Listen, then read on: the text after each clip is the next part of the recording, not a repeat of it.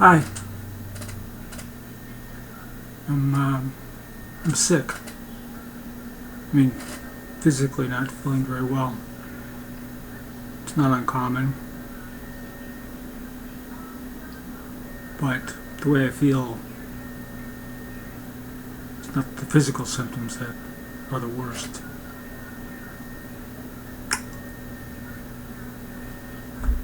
It's all the shit going down, right? All those shootings. All those guns. All the people. All the madness. And then, I'm not even sure why I'm talking. I don't have an answer for what we're saying. It's crazy.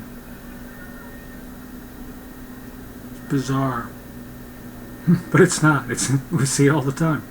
So why am I making dumb remarks like that? So I don't have an answer. I know that, yeah, racism is a large part of it.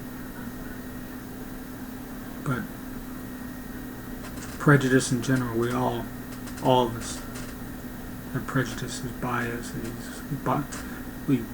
We have these stereotypes implanted into our brains as children. It's awfully hard to get rid of them. And we do nothing, it seems. I mean, the politicians come out, make their little speeches, they talk about prayers, and their thoughts, how sad everything is, and I'm sick to death of them saying these things. I'm sick to death of them doing nothing. I'm sick to death of all of it.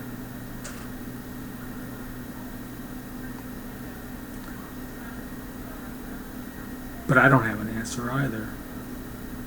All I've got is one suggestion to make. We spend a lot of our lives, around people that we feel comfortable with. And for many of us, that means people that look like us. I can't speak for African Americans, I can't speak for Hispanic people, I can't speak for Muslims, Jews. I can only speak for myself, but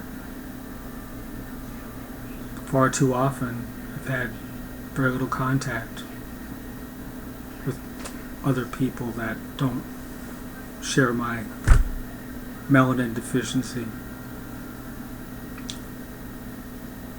I married my wife, Clara Yama Nisei, Japanese American woman, second generation American, and that was the beginning of a revelation for me into what different perspectives are on race in our country, on culture and ethnicity. But it was only part of a process still ongoing. And though I don't have any answers, I have a suggestion after all the horror we've seen, all the anger, all the sadness, all the grief. And it's the only suggestion I can think of.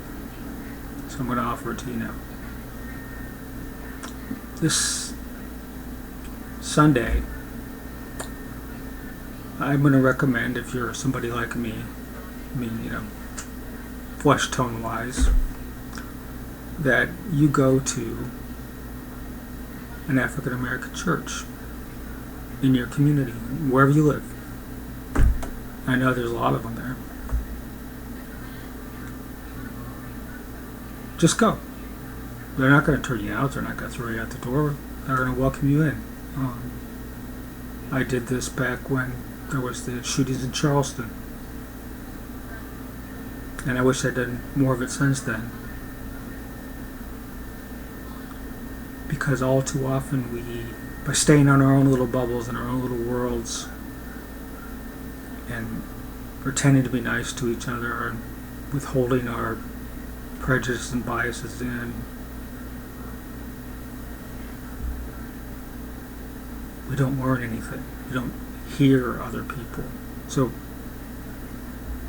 that's my only one and only suggestion for you for this weekend, in light of all the tragedy and all the craziness that we've seen. Even starting with the horror in Orlando, not that long ago. Go. I don't care if you're religious or not, Christian or not. In fact, it doesn't have to be an African American church. Go to a mosque. You go to a synagogue.